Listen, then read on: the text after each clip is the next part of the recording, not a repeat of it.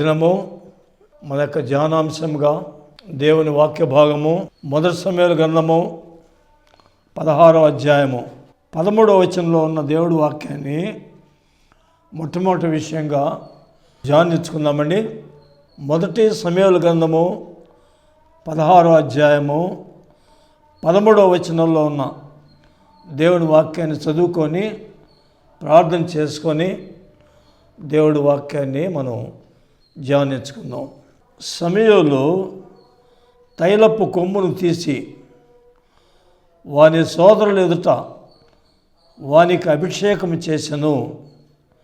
నాటి నుండి యెహోవా ఆత్మ దావీదు మీదికి బలముగా వచ్చెను. దేవుడి మాటలు మన వినికిడిలో మన ఆత్మీయ మేళ నిమిత్తము ఆశీర్వదించునుగాక. చిన్న ప్రార్థన చేసుకున్నామండి. పరిశుద్ధుడా యేసయ్య, వందనాలయ్యా. దాసునైట్ నేను ఒట్టివాణ్ణి, మట్టి కట్టాన్ని. మా తండ్రి, మా ప్రభువా, మా బలహీనతలో మీరు బలపరిచే దేవుడివి. మా తండ్రి, మా ప్రభువా, మా తండ్రి, మా ప్రభువా, సమస్తంలో మీరు మీ ఆత్మ ద్వారా బలపరిచి నిలబెట్టి వాడుకునే దేవుడందుకు కృతజ్ఞత వందనాలు తండ్రి. ఇది మా ప్రభువా, విధేయత అవిధేయత అనే అంశం మీద వాక్యాన్ని ధ్యానం చేసుకుంటుండగా నన్ను వాడుకోండి అయ్యా. ఈ వాక్య పరిచర్య నీకు మహిమకరంగా, వింటున్న వారికి ఆశీర్వాదకరంగా, ఆత్మీయంగా, దీవెనకరంగా, ఆత్మీయ జీవితానికి ప్రోత్సాహకరంగా ఉన్నట్లు దాసునైట్ నన్ను వాడుకోండి అయ్యా.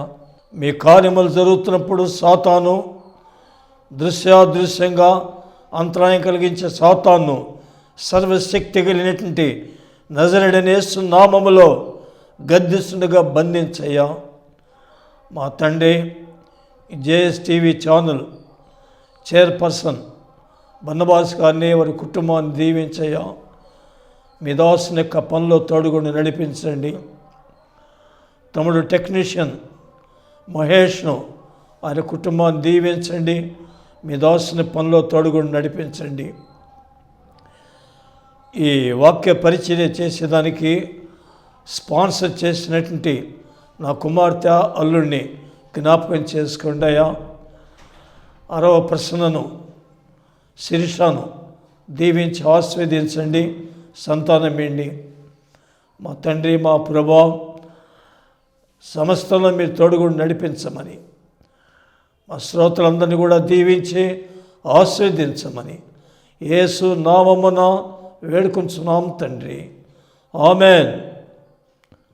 ప్రియమైనటువంటి మా శ్రోతలారా, అందరూ బాగున్నారు కదండి? బైబిల్ తీసుకొచ్చి కూర్చుంటున్నారా? బైబిల్ తీసుకురాకుండా ఉండేవాళ్ళు మీకు ఒక ఆత్మీయ తండ్రిగా నేను ఎప్పుడు చెప్తూ ఉంటా, విశ్వసించండి, విధేయులు కండి, మీకు భౌతిక ఆత్మీయ ఆశీర్వాదాలు ఇస్తాడు ప్రభువు స్తోత్రం. మరి పిల్లారా, మన యొక్క అంశాన్ని గురించి ఇందాక ప్రార్థన చేసేటప్పుడు ప్రార్థన చేశా. విధేయులు అవిధేయులు ఇద్దరి గురించి నేను బోధిస్తా. బైబిల్లో ప్రసిద్ధి చెందినటువంటి రాజులు, వాళ్ళు సామాన్యులు కాదు, రాజులు. దైవజనుడైనటువంటి సమూయేలు ద్వారా అభిషేకించబడిన వాళ్ళు. ఏమండి,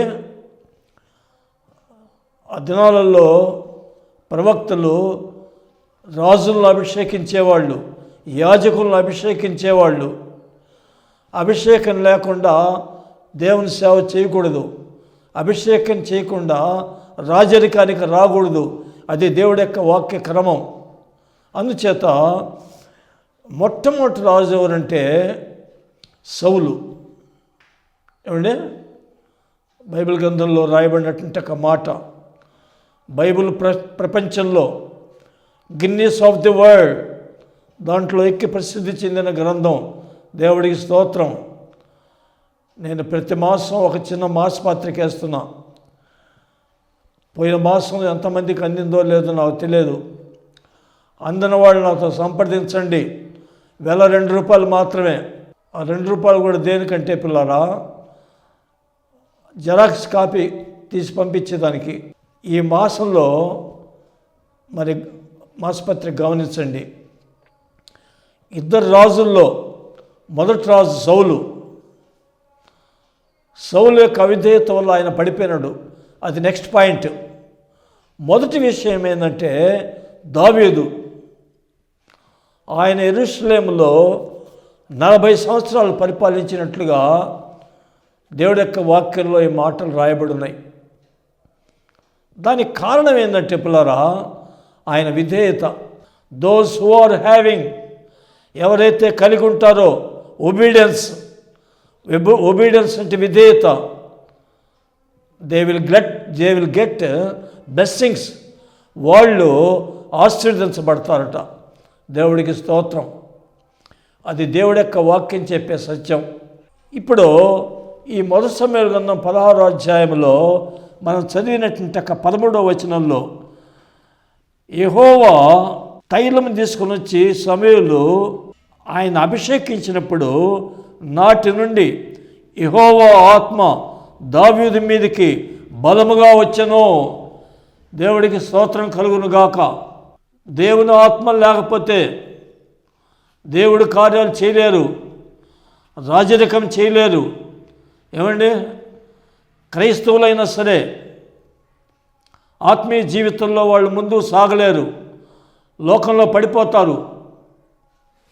ఈనాడు పిల్లరా, ఆత్మల గురించి వచ్చినప్పుడు ఒక సందర్భం చెప్పాలని ప్రభు నాకు తలంపిస్తున్నాడు.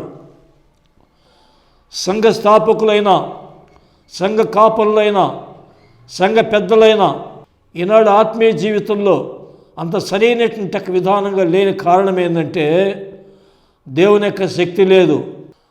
మానవ శక్తి మీద ఈనాడు కొంతమంది సంఘాలు నడిపిస్తున్నారు, ప్రసంగాలు చేస్తున్నారు. తల నరిసిన వృద్ధుడిని అనుభవంలో గ్రహించిన విషయాలు మాత్రమే చెప్తున్నా. నేనెవరిని విమర్శించను.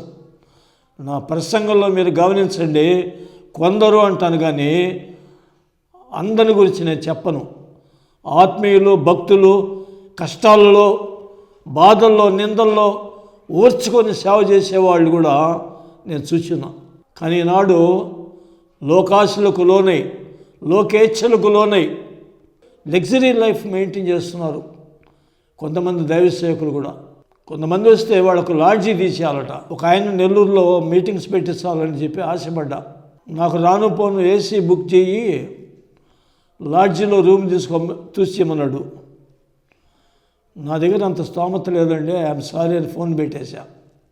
యేసు ప్రభువుకు తలదాల్చుకోవడానికి ఇల్లు కూడా లేదట.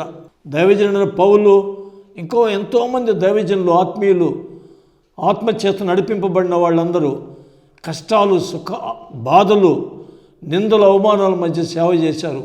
వాళ్ళ సేవ ఫలించి అనేకులు రక్షణ పొందారు. దేవుడికి స్తోత్రం కలుగును గాక. అందుచేత దావీదు ఏమండి, యెహోవా ఆత్మ దావీదు మీదకి బలముగా వచ్చెను. దేవుని యొక్క ఆత్మ లేకపోతే సంఘాలలో ఆత్మీయ ఉద్యమం ఉండదు, ఆత్మల రక్షణ పొందరు, ఆత్మీయ ప్రోత్సాహం ఉండదు. ఎక్కడేసావు గొంగనంటే అక్కడే వేసావు అన్నట్టుగా ఈనాడు కొన్ని సంఘాలు ఉన్నాయి. నేను తిరిగి చూసిన అనుభవాలు చెప్తున్నా. అందుచేత ఈయన దేవుని యొక్క ఆత్మచేత మరి నడిపింపబడ్డాడు దావీదు. ఇంకా దావీదు గురించి చెప్పాలంటే సమయం చాలదు. గొర్రెలు మేపుకుండేటువంటి దావీదు ఏమండి, అన్నిటినీ తోలేసి ఒక బండ మీద పండుకొని ఆయన యెహోవా నా మొర లాలించెను, తన మహాదయను నన్ను కనించెను అంటే ఈ పాట పాడాడు. నేను చెప్పను, ఈ విధంగా పాడుకుండేవాట ఆయన. ఆయన ఒక గాయకుడు, చక్రవర్తి, ఆయన ఒక వక్త. ఆయనకున్నటువంటి ఒక తగ్గింపు జీవితం. యెహోవా 23వ కీర్తనలో, నా కాపరి నాకు లేమి కలుగదు. ఎంత మంచి మాట అండి. ఎవరైతే దేవుణ్ణి కాపరిగా కలిగి ఉంటారో, అనగా ఆయనకు విధేయులైనటువంటి గొర్రెలకు సాదృశ్యంగా ఉంటారో, వాళ్ళకు లేమి కలగదు. ఒక పరీక్ష సమయంలో లేమి ఉండొచ్చు, కానీ కరుణా సంపన్నుడైనటువంటి దేవుడు ఆయన క్షేమాలే మనకిస్తాడు. క్షామం ఉండదు. ఎవరికేం కావాలో ఇస్తాడు. ఎవరిని ఏ స్థితిలో వాడుకోవాలో ఆ స్థితిలో వాడుకుంటాడు. ఇది ప్రభు నాకు ఇచ్చిన అనుభవం. దేవుడికి స్తోత్రం. అందుచేత ఈయన నాటి నుండి యెహోవా ఆత్మ దావీదు మీదకి బలముగా వచ్చెను. బలమైనటువంటి ఆత్మ ఉన్నటువంటి శాంసన్ కూడా ఏమండి ఆ దేవాలయంలో 2 గోడల మధ్య చేయి పెట్టి తోసిపడేసినట్టుగా ఉంది. ఉదాహరణ చెప్తున్నా. దేవుని ఆత్మ బలం అది. ఆ ఆత్మ దేవుడు ఎవరికి ఇస్తాడు ఆత్మ అంటే పిల్లరా? ఇప్పుడు అపోస్తల కార్యముల గ్రంథంలోకి రండి. ఇది రెండో విషయం. మొదటి విషయం క్లుప్తంగా చెప్పి వదిలేశాం. దావీదు ప్రార్థనాపరుడు, దావీదు వినయ విధేయతలు గలవాడు, దావీదు దేవుని ఆరాధించేవాడు, దావీదు సమాజ మందిరంలో సువార్త చెప్పాడు. 40 కీర్తనలో ఉంది, ఆయనకు చదువుకోండి. ఆయన ఒక సువార్థికుడు. ఇవన్నీ ఈ శ్రేష్టమైనటువంటి కృపలు ఆయన పొందేదానికి కారణం ఏంటంటే అపోస్తల కార్యముల గ్రంథం 5వ అధ్యాయము 32వ వచనం. ఇది రెండో విషయం. మేమును దేవుడు తనకు విధేయులైన వారికి అనుగ్రహించిన పరిశుద్ధాత్మయు ఈ సంగతులకు సాక్షులమై ఉన్నామని చెప్పిరి. ఎవరు చెప్పారు? యేసు ప్రభు 12 మంది శిష్యుల్లో ఒకానొక శిష్యుడైనటువంటి పేతురు చెప్పిన మాట. పెంతెకోస్తు దినం అప్పుడు వాళ్ళందరూ పరిశుద్ధాత్మ పొందారు. Without holy spirit we cannot do spiritual affairs. పరిశుద్ధాత్మ లేకుండా ఆత్మీయ దేవుడు వాడుకోడు. మన అరుపులు, మన కేకలు, మన శక్తి, మన సామర్థ్యం, మన జ్ఞానం నిష్ప్రయోజనం. పరిశుద్ధాత్మ దేవుడు మనకు జ్ఞానం ఇవ్వాలా, పరిశుద్ధాత్మ దేవుడు మనకు నడిపింపియాలా, పరిశుద్ధాత్మ దేవుడు మనల్ని ప్రేరేపించాలా. అప్పుడే ఆత్మల రక్షణ పొందుతాయి. ప్రభు స్తోత్రం కలుగును గాక. ఈ పరిశుద్ధాత్మ అభిషేకం పొందినటువంటి అపోస్తుల్లో ఒకానొక అపోస్తుడైనటువంటి పేతురు చెప్పిన మాట మేమును. ఏమండి? మేము అంటే పరిశుద్ధాత్మ పొందినటువంటి వారమైనటువంటి మేమును దేవుడు తనకు విధేయులైన వారికి అనుగ్రహించిన పరిశుద్ధాత్మయు ఈ సంగతులకు సాక్షులమై ఉన్నామని చెప్పిరి. ఏమండి? ఎంత తేటగా ఉంది చూడండి వాక్యం. కొంతమంది క్రైస్తవులు బైబిల్ చదవరండి. నాకు చాలా బాధ. వాళ్ళు చదవకపోతే నాకు ఆసక్తి ఏం పోలే. బైబిల్ చదవండి. చదవని వాళ్ళు బైబిల్ చదవండి. పెద్దవాడిగా మీకు ఒక ఆత్మీయ తండ్రిగా చెప్తున్నా, మీ మేలు కోరి చెప్తున్నా, మీ కుటుంబాలకు క్షేమం కలిగేదానికి చెప్తున్నా. బైబిల్ చదివితే ఎట్ట మాట్లాడాలో ఎట్ట మాట్లాడకూడదు, ఎట్ట ప్రవర్తించాలో ఎట్లా ప్రవర్తించకూడదు, ఎట్లా జీవించాలో ఎట్లా జీవించకూడదని మనకు తెలుస్తుంది. సరే, ఇప్పుడు ఇక్కడ మనం చూస్తే దేవుడు విధేయులైనటువంటి వారికి పరిశుద్ధాత్మ ఇస్తాడట. దేవుడికి స్తోత్రం కలుగును గాక. విధేయత. సర్వశక్తిమంతుడైనటువంటి దేవుడి దగ్గరికి మనం వచ్చినప్పుడు మందిరానికి మోకాళ్ళు వంగాల. చాలామంది భక్తులు చూశాను నేను. ఉదాహరణకు భక్త సింగ్ గారు, యేసన్ గారి మందిరంలో కూడా వెనకాల కుర్చీలు ఉండవు. ఇంకా చాలామంది నాకు తెలిసినటువంటి వాళ్ళు భక్త సింగ్ గారు, యేసన్ గారి విషయం చెప్తున్నా. ఇంకా చాలామంది నాకు తెలియని వాళ్ళు. ఆయన సన్నిధిలో మోకరించండి. You have to kneel down in the presence of God. దేవుని సన్నిధిలో నువ్వు మోకాళ్ళు వంగాల. నువ్వు అందరికీ చెప్తున్నావు, నీ సంగతి ఏందా అని అంటారో. నేను ముసలిని అయిపోయినా, మోకాళ్ళు ఓపిక లేదు ఇప్పుడు నాకు. అందుకని నేను కూర్చొని చేస్తున్నా. దయచేసి ఏమనుకోవాకండి. ప్రభువుకు కూడా తెలుసు ముసలుడు అయిపోయినాడు రాని, నన్ను వదిలేస్తాడు ఆయన. అందుచేత you have to kneel down మీరు మోకాళ్ళు వంగాల. తను తాను తగ్గించుకున్నవాడు హెచ్చించబడతాడు, తను తాను హెచ్చించుకున్నవాడు తగ్గించబడతాడు. కొన్ని సంఘాలకు నేను వర్తమానం వచ్చేదానికి వెళ్ళినప్పుడు బూట్ వేసుకుని కాలు మీద కాలు వేసుకుని కూర్చుండేవాళ్ళు చూశాను. నేను నా హృదయంలో వేదన కలిగేది. You may be collector, you may be SP, you may be any kind of political leader. You have to kneel down in the presence of God. దేవుని దగ్గరికి వచ్చినప్పుడు మోకాళ్ళు వంగాల. మహోన్నతుడైన దేవుడు మన మధ్యకు వచ్చేస్తాడు. ఎక్కడ ఇద్దరు ముగ్గురు ఉంటారో వారి మధ్యకు ఆయన వస్తే మనం ఏ పార్టీ వాళ్ళం అండి? ఒకసారి ఆలోచించండి. మనం ఏ పార్టీ వాళ్ళం? మట్టి నుంచి తీయబడిన మట్టి కట్టాలం. మనం విధేయత చూపించినప్పుడు దేవుడి మందిరానికి వచ్చి ఫోజులు కొట్టకూడదు. కొన్ని మందిరాల్లో ఆరాధన అయిపోగానే గలబాలు, గందరగోళాలు. కారణం ఏంటంటే సైతాన్. ఆ తర్వాత చెప్తా.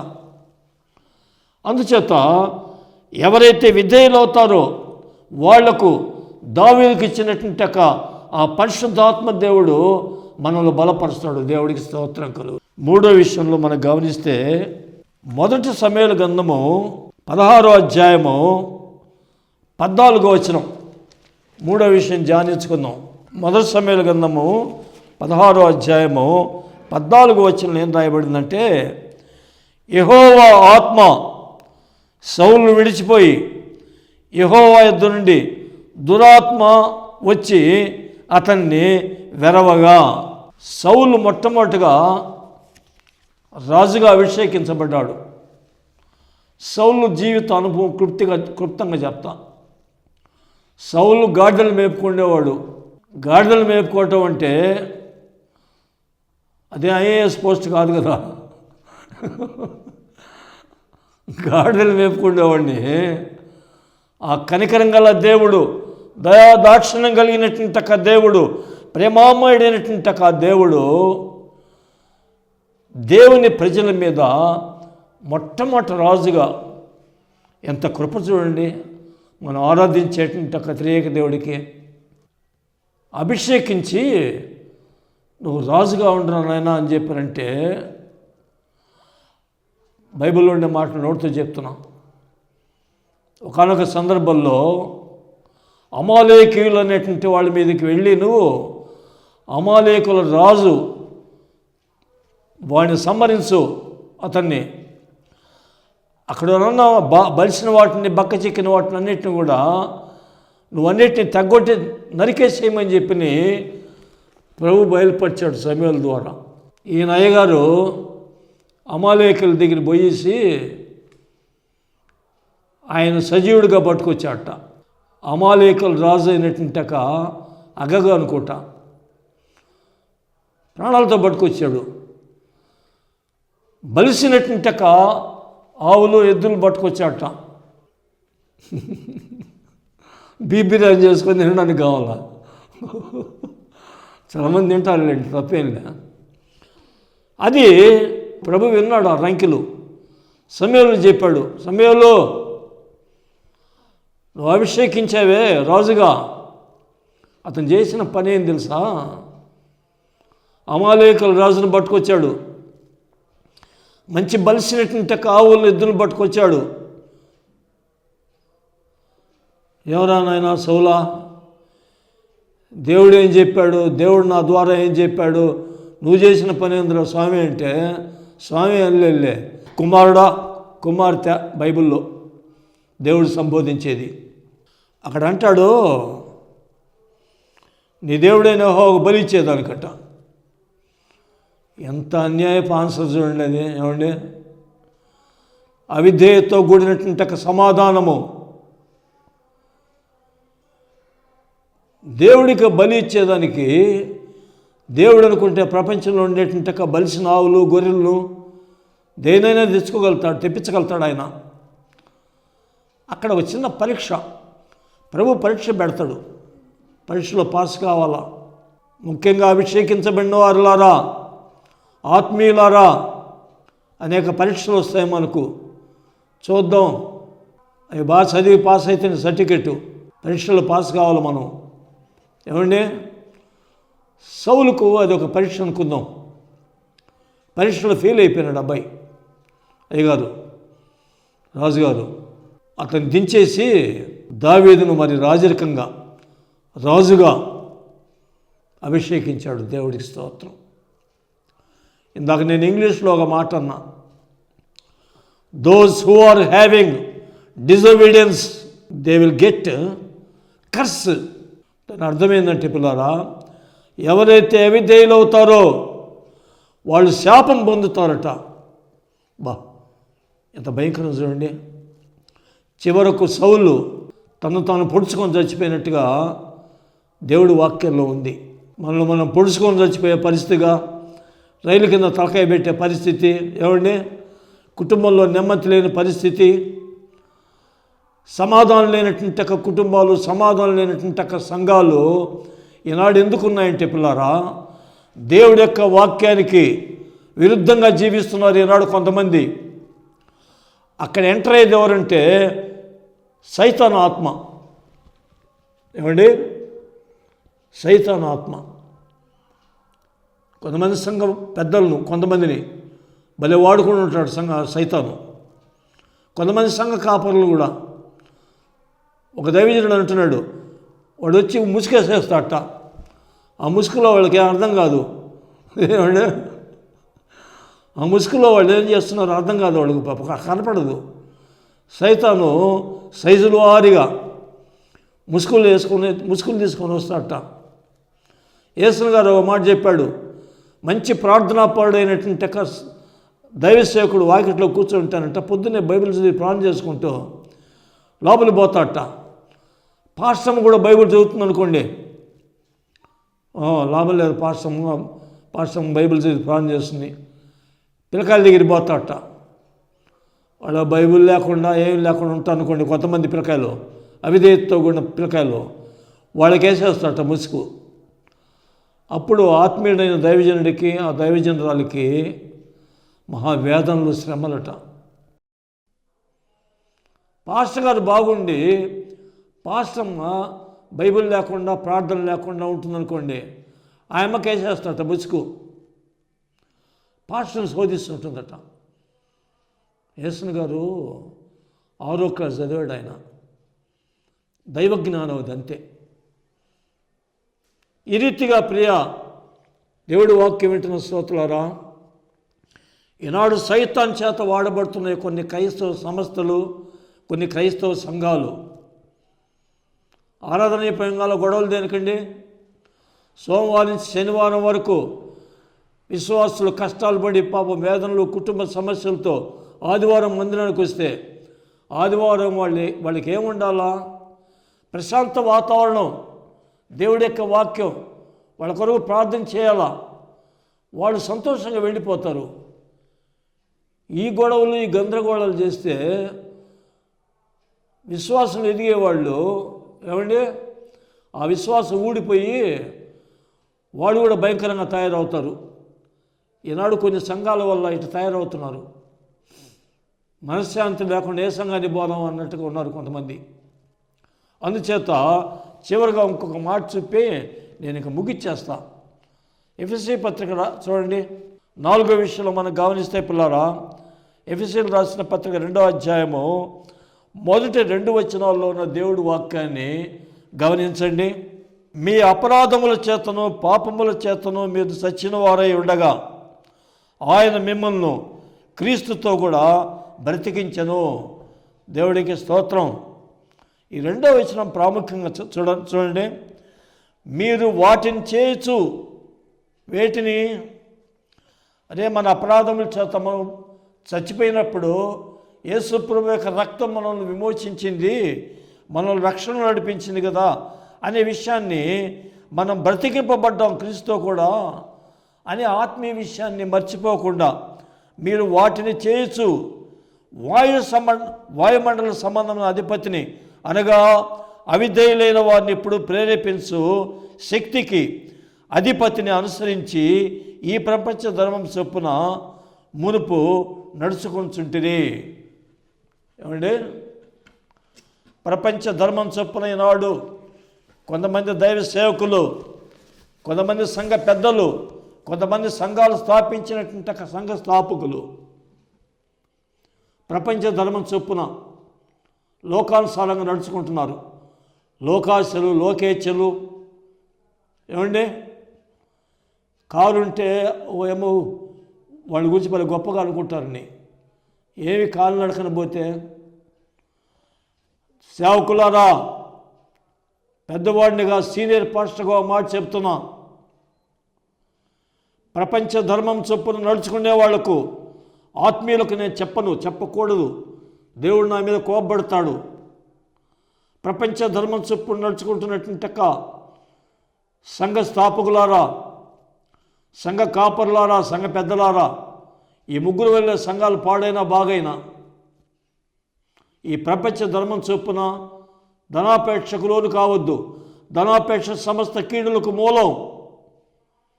ఈ మాట గుర్తుపెట్టుకొని బతికంతకాలం జీవిస్తే, ఈ మధ్య ఒక ఆయనతో ఒక మాట అన్నా, మనిషి చచ్చిపోయినా మాట చచ్చిపోదు. ఏమండి, మనం చచ్చిపోవచ్చు, మన సాక్ష్యం బతికుంటుంది. మన సాక్ష్యం చెప్పుకోవాలా, మన సాక్ష్యం ఒక ఆదర్శంగా ఉండాలా.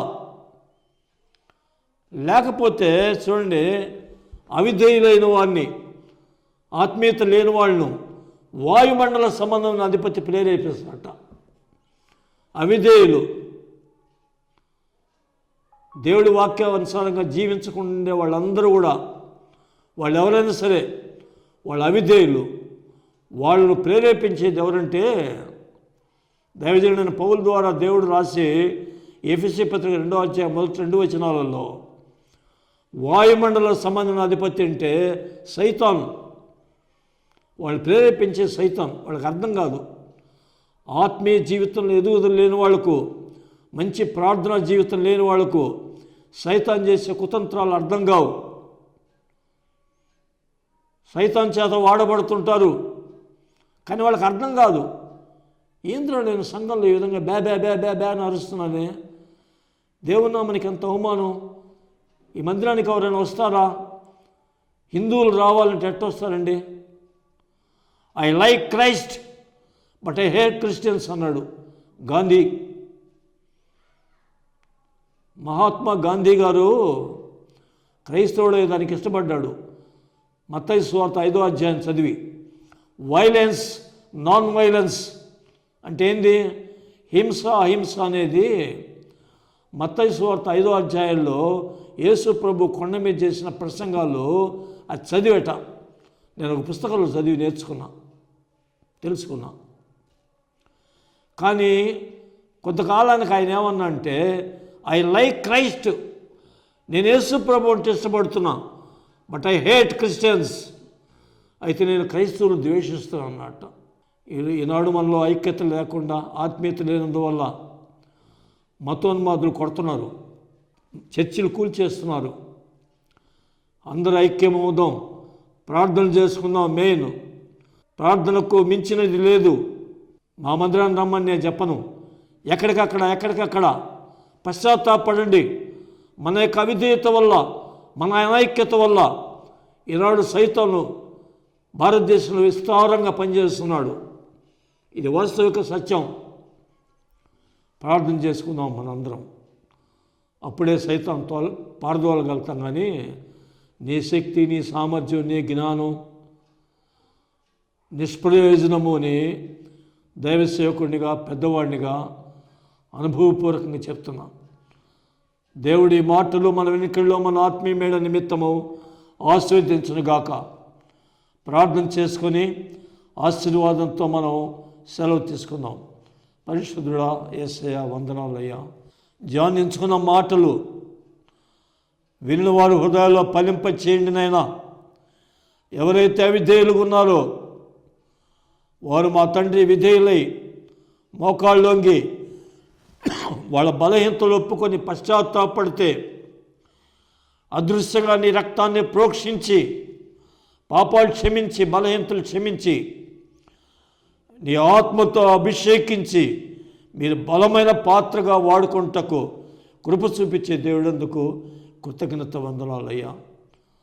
అట్టి కృపలో లేని వాళ్ళని నడిపించమని, దాసునైన నాకు ఆరోగ్యం ఇచ్చి ఆయుష్నించి తుది శ్వాస విడిచేంత వరకు నీ పరిచర్య నమ్మకంగా చేసేదానికి వాడుకోమని యేసు నామమున వేడుకుంటున్నాం తండ్రి. ఆమేన్. తండ్రి, కుమార, పరిశుద్ధాత్మ దేవుని దీవెనలు విన్న మా శ్రోతలకు, మరి మా తండ్రి, మా అందరికీ నీ కృపతోడే ఉండునుగాక. ఆమేన్. దేవుడు మిమ్మల్ని, మీ బిడ్డలను దీవించి ఆశీర్వదించునుగాక.